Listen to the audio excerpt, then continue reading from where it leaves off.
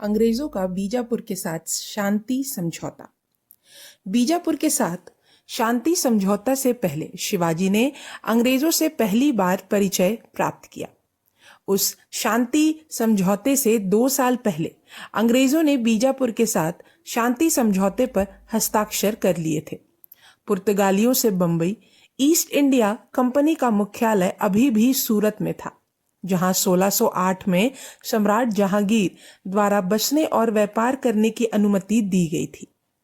1615 में sir Thomas Roe ने मुगल दरबार का दौरा किया था और अपनी ईमानदारी और साहस से सम्राट को बहुत प्रभावित किया था, जिससे अंग्रेजों के लिए उनके मन में एक नया सम्मान पैदा हुआ था।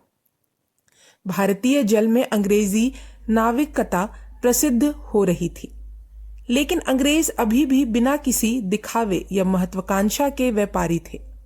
इसलिए राजापुर में अंग्रेजी कारकों द्वारा अफजल खान के साथ खोई हुई तोपों की जगह बीजापुर को तोपें देना ना समझी थी।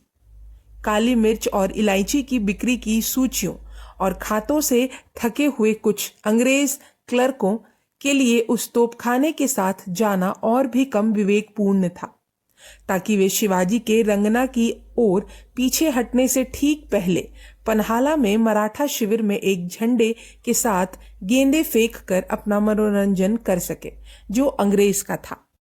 स्वाभाविक रूप से शिवाजी क्रोधित हो गए और दिसंबर 1660 में उन्होंने राजापुर पर हमला किया और 4 फैक्टरों को बंदी बना लिया।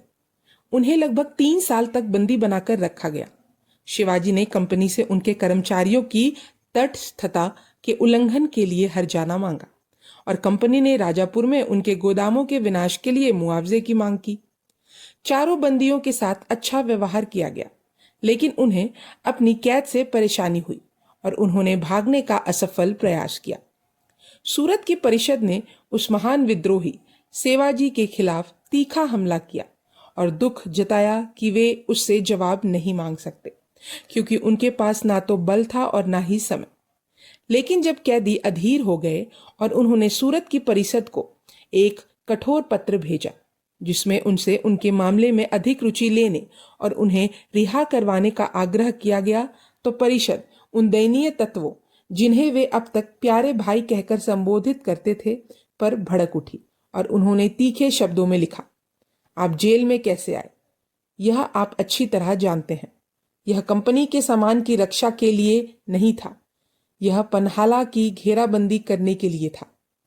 बीजापुर के साथ संधि पर हस्ताक्षर करने के बाद शिवाजी ने अपने बंदियों को बिना फिरौती के रिहा कर दिया, लेकिन कंपनी ने मुआवजे के लिए दबाव बनाना जारी रखा। शिवाजी ने प्रत्येक दूत का सम्मानपूर्वक स्वागत किया, यहां तक कि उन्होंने मिसेल निकोलस को अपने सिंहासन पर अपने बगल में बैठाया, लेकिन उन्हें वापस बुलाने से इनकार कर दिया। अस्पष्ट प्रति प्रस्तावों से अधिक कुछ नहीं लौटाया। परिषद ने व्यर्थ ही उनकी सूक्ष्मता, आत्मनीति और असुरक्षा की निंदा की और प्रतिशोध की बात की, लेकिन शिवाजी ने कभी भी मांगे गए मुआवजे का भुगतान नहीं किया। उन्हें दोष देना कठिन है। शिवाजी और कंपनी के बीच आधिकारिक रूप से ठंडेपन के दौर के बावजूद अंग्रेज शिवाजी के गुणों से लगातार प्रभावित होते जा रहे थे। जब औरंगजेब ने मराठों को कुचलने पर अपना ध्यान केंद्रित किया, तो अधिकांश पर्यवेक्षकों ने नए राज्य के शीघ्र पतन की भविष्यवाणी की, लेकिन बॉम्बे के अंग्रेजी गवर्नर ने मुगल सफलता का असंभव माना। यह सर्वविदित है, उन्होंने लिखा, कि सेवाजी दूसरे दर्जे के सरदार हैं और स्ट्रेटजम के लिए हैनिबल से कम नहीं, और वर्तमान में उस महान विद्रोह का उल्लेख आधे अधूरे प्रशंसा के साथ हमारे पुराने और प्रिय मित्र सेवाजी के रूप में किया जाता है। राजापुर के 4 लोगों को रायगढ़ में कैद कर लिया गया था और उनकी कैद के दौरान शिवाजी इस जगह को मजबूत कर रहे थे और इसे अपनी राजधानी बनाने के लिए तैयार कर रहे थे। यह उनके सभी किलों में सबसे बड़ा था और आज भी आंगू तक इसकी पूर्व भव्यता का आभास पा लेते हैं। डॉक्टर फ्रायर ने 1673 के दूतावास के रोमांच का वर्णन करते हुए इसके बारे में लिखा, यह कला के बजाय प्रकृति द्वारा किलाबंद है। इसमें एक मार्ग है जो 2 संकीर्ण द्वारों द्वारा सुरक्षित है और एक बहुत ऊंची मजबूत दीवार और उसके साथ बुर्जों द्वारा किलाबंद। पहाड़ पर कई किले हैं, मजबूत इमारतें जैसे राजा का दरबार और अन्य मंत्रियों का घर। महल की ओर बढ़ते हुए दूतों ने देखा, राजा एक भव्य सिंहासन पर बैठे हैं और उनके सभी कुलीन लोग भव्य पोशाक में उनकी प्रतीक्षा कर रहे हैं। बाकी लोग, सेना के अधिकारी और अन्य लोग बड़े सम्मान के साथ खड़े हैं। अंग्रेजों ने कुछ दूरी पर उन्हें दंडवत प्रणाम किया। उन्होंने शिवाजी ने तुरंत उस पर ध्यान दिया और उन्हें सिंहासन के नीचे तक आने का आदेश दिया, जहां सिंहासन पर बैठने के बाद उनसे सेवानिवृत्त होने का अनुरोध किया गया, जो उन्होंने इतनी जल्दी नहीं किया। लेकिन उन्होंने देखा कि सिंहासन के प्रत्येक तरफ सोने की परत चढ़ी हुई तलवारों के सिरों पर प्रभुत्व और सरकार के कई प्रतीक लटके हुए थे, जैसे कि दाहिनी ओर दो बड़ी मछलियों के सोने के सिर थे, बहुत बड़े दंतों के साथ। और जब से वे वापस लौटे तो महल के द्वार पर दोनों ओर दो छोटे हाथी और सोने के तामझाम, लगाम और कीमती साज सज्जा से युक्त दो सुंदर घोड़े खड़े थे, जिससे उन्हें आश्चर्य हुआ कि वे उन्हें पहाड़ी पर कैसे ले जाएं, जबकि मार्ग कठिन और जोखिम भरा था। हालांकि इस स्वागत समारोह की धूमधाम को राजसी ठाट बाट के प्रति बढ़ती भूख का सबूत नहीं माना जाना चाहिए। यह मुख्य रूप से विदेशियों और दूसरे देशों से आने वाले अंगुतकों के लाभ के लिए आयोजित किया जाता था।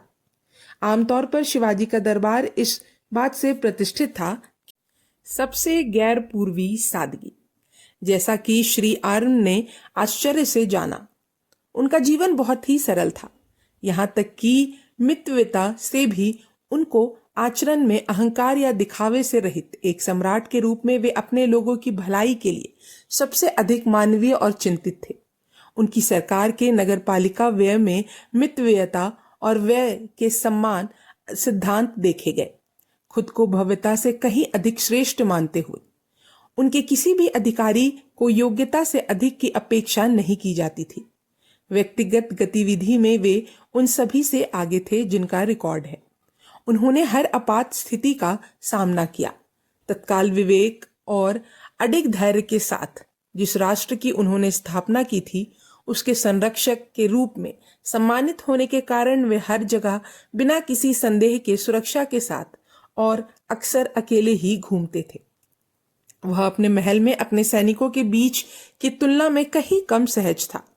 और संस्कृत डॉक्टर फ्रायर ने कहा, यह बर्बर कमांडर स्थियन एटिस की तरह है, जो इसमें पाइप पर मधुर स्वर में गाने वाले को सुनकर कसम खाता था कि वह घोड़े की हिनहिनाहट या घोड़े या तुरही की आवाज सुनना ज्यादा पसंद करेगा। उसे एक अशिक्षित भले ही खुशमिजाज स्वभाव वाला सैनिक के रूप में पेश करते हुए फ्रायर ने स्वाभाविक रूप से शिवाजी के अपने धर्म के प्रति गहरी लगाव और कविता के प्रति उनके महान प्रेम को ध्यान में नहीं रखा। तुहाराम की कविता के प्रति वह भक्ति धार्मिक उत्साह के वे अजीब और लगभग जबरदस्त शुरुआत, जो उनके जीवन में कई बार शिवाजी को सभी चीजों से ऊपर रखने के लिए प्रेरित करती थी।